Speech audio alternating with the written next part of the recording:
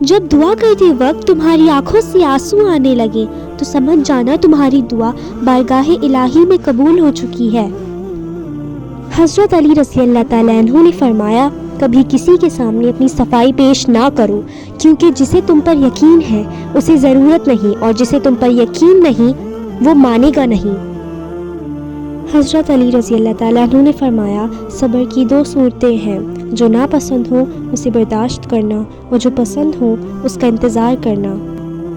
جب تم کسی کو اکیلا دیکھو تو سمجھ جاؤ کہ وہ ایک سچا انسان ہے، کیونکہ بھیڑ ہمیشہ منافق کے ساتھ ہوتی ہے۔ لوگوں نے کچھ دیا تو سنایا بھی بہت کچھ، اے اللہ ایک تیرا ہی در ہے جہاں کبھی تانا نہیں ملتا۔ جب لوگ غصے میں ہوں تو ان کی بات غور سے سنا کرو، کیونکہ اصل حقیقت تب سامنے آتی ہے۔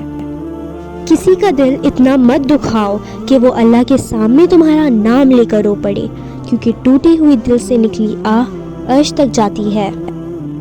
تکلیف میں ہمیشہ صبر سے کام لیا کرو، کیونکہ سونے کو آگ سے آزمایا جاتا ہے اور مومن کو تکلیف سے۔ جو اپنے نصیب پر اکثر روتے رہتے ہیں اسے یہ خبر ہی نہیں ہوتا کہ اس کا رب نے اس کے حق میں اور بھی بہتر لکھا ہوتا ہے۔ غلط بات پر غصہ آ جانا شرافت کی نشانی ہے، لیکن اسی غصے کو پی جانا مومن کی نشانی ہے۔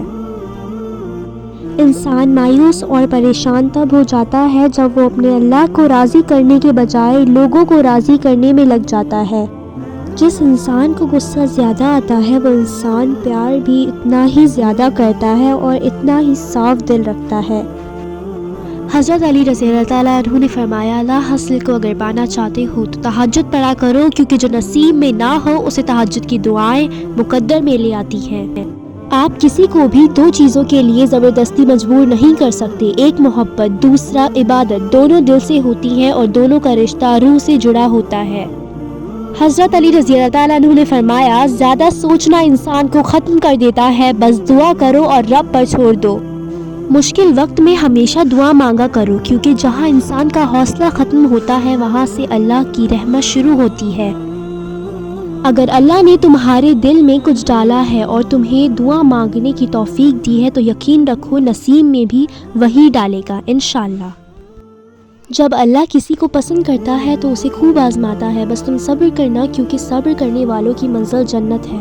نماز کی فکر اپنے اوپر فرض کر لو، خدا کی قسم دنیا کی فکر سے آزاد ہو جاؤ گے اور کامیابی تمہارے قدم چومے گی۔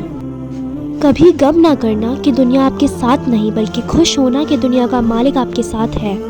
لوگوں کے اخلاق کے مطابق ان سے میل جول رکھو اور اعمال میں ان سے علیحدہ رہو۔ جو دل دوسروں کی تکلیف دیکھ کر بے چین ہو جائے تو جان لو کہ اس دل میں اللہ رہتا ہے۔ کائنات کی سب سے مہنگی چیز احساس ہے، جو دنیا کے ہر انسان کے پاس نہیں ہوتا، سوائے اپنے رب کے کسی سے امید نہ رکھنا اور اپنے گناہ کے سوا کسی چیز سے خوف مت کھانا۔ جب اللہ چاہتا ہے کہ کسی بندے سے دوستی کرے تو اس کی زبان پر اپنا ذکر اور دل پر اپنی فکر کے دروازے کھول دیتا ہے۔ انسان کا سب سے بڑا اور بہترین عمل معاف کرنا اور بھول جانا ہے۔